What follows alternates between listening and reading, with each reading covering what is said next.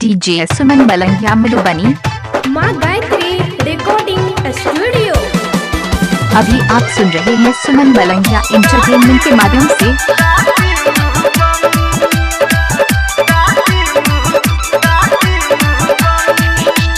देख के तोहर फैशन लागे पागल भाजब हम।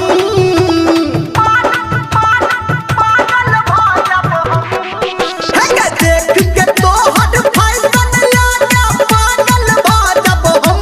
गे तू तो लागै छी एना जेहना टाकी मुँह बम। गे तू तो लागै छी एना जेहना टाकी मुँह बम।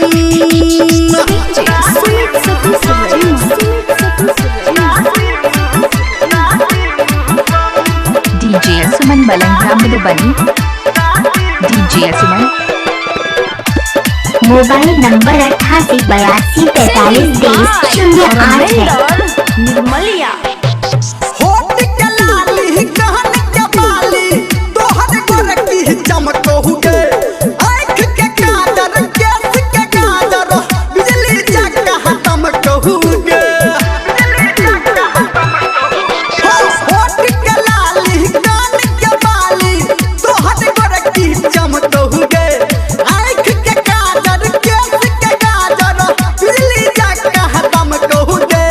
देख के तोहर पातर कमर घायल भेलौ हम।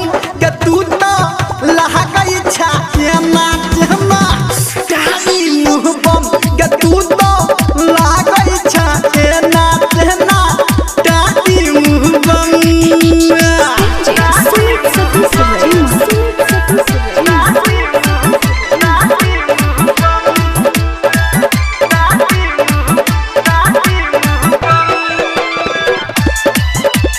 डीजे सुमन मलंगिया मधुबनी, डीजे सुमन, डीजे सुमन। सावरिया म्यूजिक।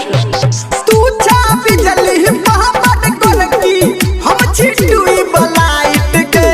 बोले आई सदा साथी लगे मजा काइट के। डीजे सुमन, तू छा बिजली मोहम्मद गोरकी हम छिटुई बलाइट के। बोले आई सदा साथी लगे मजा काइट के।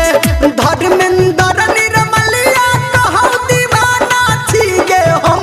गे तू तो लागै छा एना जेना टाकी मुँह बम।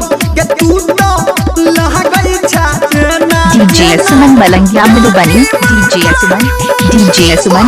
मोबाइल नंबर 8882432308 है।